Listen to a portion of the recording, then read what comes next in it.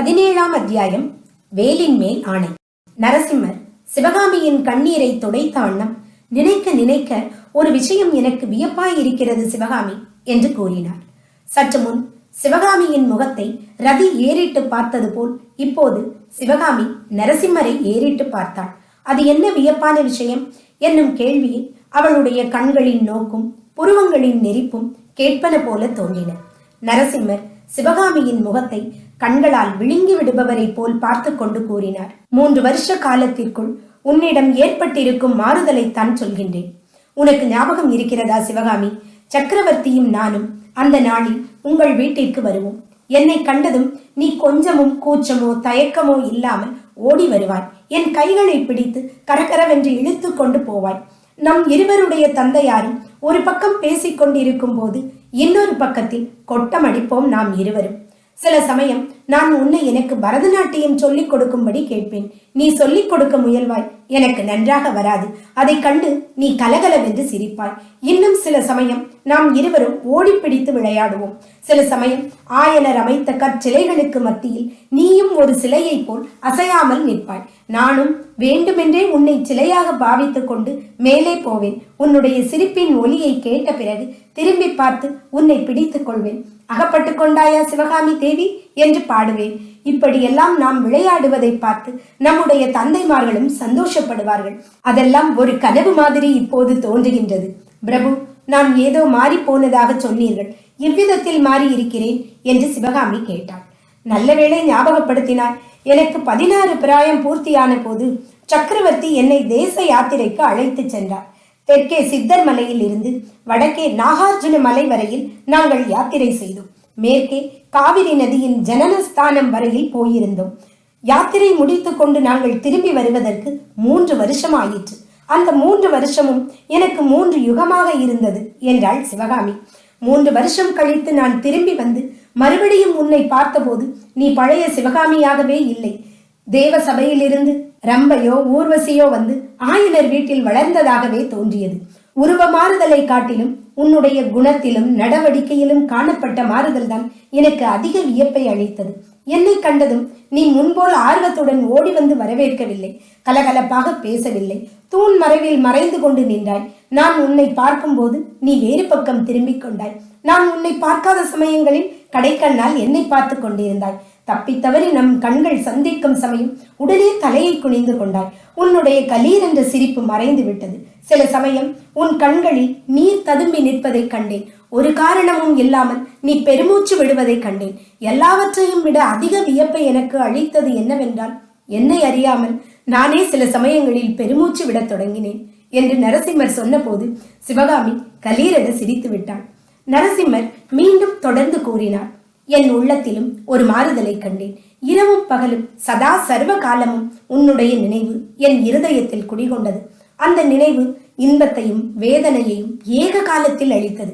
எப்பேற்பட்ட முக்கியமான காரியத்தில் ஈடுபட்ட போதிலும் உன்னை என்னால் மறக்க முடியவில்லை. இந்த நிலைமையில் இந்த தாமரை குளக்கரையில் ஒரு நாள் நாம் தனியாக சந்தித்தோம். 3 வருஷம் உன்னை வந்து பார்க்காமல் இருந்ததற்காக நீ என்னை சண்டை பிடித்தாய். கடைசியில் உன்னை மறப்பதில்லை என்று கையில் அடித்து சத்தியம் செய்து கொடுக்க சொன்னாய். எனக்கு சிரிப்பு வந்தது. உன்னை ஒரு கணமும் மறக்க முடியாமல் நான் திண்டாடிய திண்டாட்டம் எனக்கல்லவா தெரியும். ஆனாலும் உன்னுடைய மன திருப்திக்காக சத்தியம் செய்து கொடுத்தேன். அதன் பிறகு இன்றுதான் நாம் இந்த குளக்கரையில் சந்திக்கின்றோம். ஒருவேளை நீ இங்கு இருக்க மாட்டாயா என்ற ஆசையினால் வந்தேன். வந்து பார்த்தால் நீ இங்கே இருக்கின்றாய். நம்முடைய உள்ளங்கள் தான் எப்படி ஒத்திருக்கின்றன என்று சொல்லி நரசிம்மர் நிறுத்தினார். இவ்வளவெல்லாம் சொன்னீர்கள்.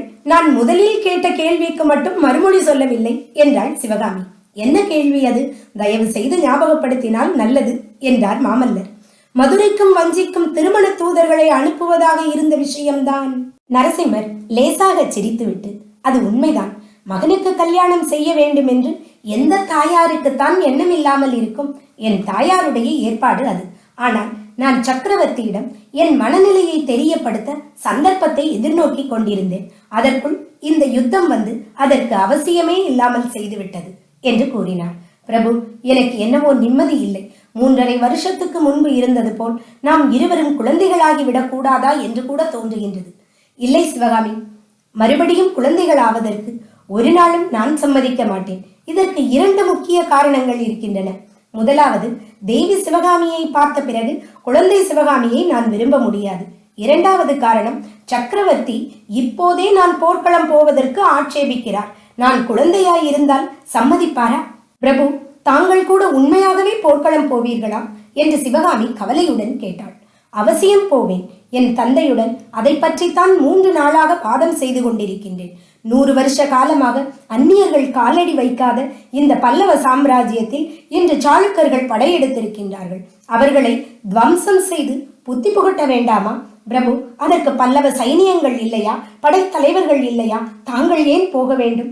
பல்லவ சைனியங்கள் அந்நியர்களை எதிர்த்து வீரப்போர் புரியும் போது நான் என்ன செய்வதாம்? அரண்மனையில் உட்கார்ந்து அறுசுவை உண்டி அருந்தி அந்தப்புற மாதர்களுடன் சொக்கட்டான் ஆடிக்கொண்டிருக்கட்டுமா? அப்படி நான் இருந்தால் ஆயனர் மகளின் காதலுக்கு பாத்திரமாவேனா? சிவகாமி கூறினாள். பிரபு, தாங்கள் போர்க்களம் போவதை தடுப்பவள் அல்ல நான். தாராளமாய் சென்று பகைவர்களை வென்று வாகை மாலை சூடி வாருங்கள்.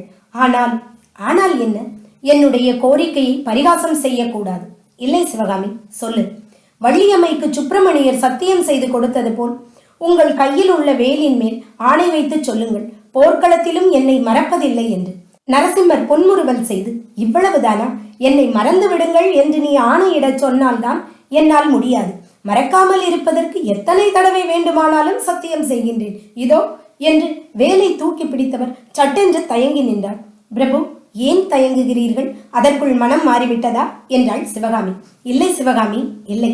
இந்த வேல் என்னுடையது இல்லை. இன்னொருவரினுடைய வேலின் மீது ஆணையிடலாமா என்றுதான் நான் யோசிக்கின்றேன். உங்களுடைய வேல் இல்லையா? பின் யாருடையது? அரங்கேற்றத்தன்று மத யானையின் மேல் வேல் எறிந்து ஆயனரையும் உன்னையும் தப்புவித்தானே, அந்த வீர வாலிபனுடையது. அந்த மகாவீரனை நேரில் கண்டு அவனிடம் கொடுக்க வேண்டும் என்று வைத்திருக்கின்றேன். அப்புறம் அந்த வாலிபனை நீங்கள் பார்க்கவே இல்லையா என்று சிவகாமி கேட்டாள். 3 நாளாக நாடு நகரமெல்லாம் தேடுகிறோம். அவன் மட்டும் அகப்படவில்லை. பிரபு, அவன் இருக்கும் இடம் சொன்னால் எனக்கு என்ன தருவீர்கள் என்று கேட்டாள் சிவகாமி. அவன் இருக்கும் இடம் உனக்கு தெரியுமா? சீக்கிரம் சொல் சிவகாமி. உனக்கு என்னையேதான் கொடுத்திருக்கின்றேனே, வேறு என்ன தரப்போகிறேன்? அந்த வாலிபன் இப்போது எங்கள் வீட்டில்தான் இருக்கின்றான். நரசிம்மர் துள்ளி எழுந்து, என்ன சொல்லுகிறாய் சிவகாமி? உங்கள் வீட்டிற்கு அவன் எப்படி வந்தான்? முன்னே உங்களிடம் சொன்னேன் அல்லவா, ஒரு புத்த பிக்ஷு அடிக்கடி வந்து என் அப்பாவையும் என்னையும் வடநாட்டுக்கு வரும்படி அழைத்து கொண்டிருக்கிறார் என்று. அந்த நாகநந்தி அடிகள் தான் அழைத்து கொண்டு வந்தார். ஆகா, சக்கரவர்த்தி கூறியது உண்மையாயிற்று சிவகாமி. அதோ கேள் என்றார். தூரத்தில் பேரிகை முழக்கம், சங்கநாதம், குதிரைகளின் காலடி சத்தம் கலந்து கேட்டன. யார்?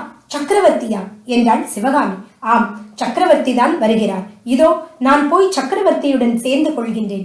நீயும் சீக்கிரம் வீடு வந்து சேர்ந்து விடுவாய் அல்லவா? குறுக்கு வழியாக வந்து விடுவேன் பிரபு. தாங்கள் போர்க்களத்திற்கு போவதற்கு முன்னால் இங்கே மறுபடியும் வருவீர்களா? அவசியம் வருகிறேன்.